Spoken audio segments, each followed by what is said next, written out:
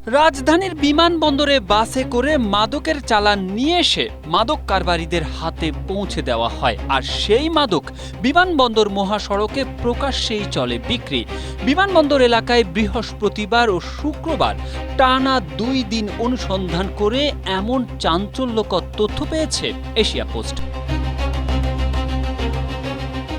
অনুসন্ধানে দেখা যায় 5 থেকে 7 জনের নারীদের একটি চক্র গাজীপুর ঢাকা মহাসড়কের বিমানবন্দর রেল স্টেশনের কার পার্কিং ও পাবলিক টয়লেট এলাকায় ইয়াবা, গাঁজা, হেরোইন প্রকাশ্যেই বিক্রি করছে।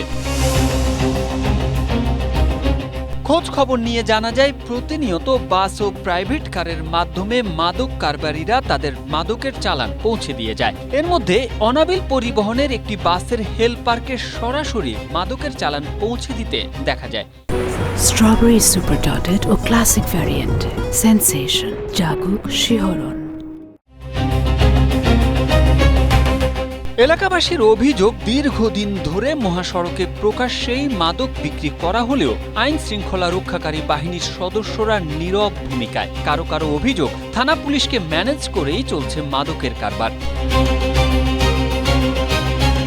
এদিকে পুলিশের দাবি, প্রতিনিয়ত মাদক কারবারি ও ছিনতাইকারীদের গ্রেপ্তার করা হয়, তবে তাদের ধরে শেষ করা যায় না। জামিনে বেরিয়ে ফের শুরু করে মাদক কারবার। এই জায়গা থেকে ছিনতাইকারী পকেট মার কোনো সময় শেষ করতে হবে। Tareq Ahmed, Asia post.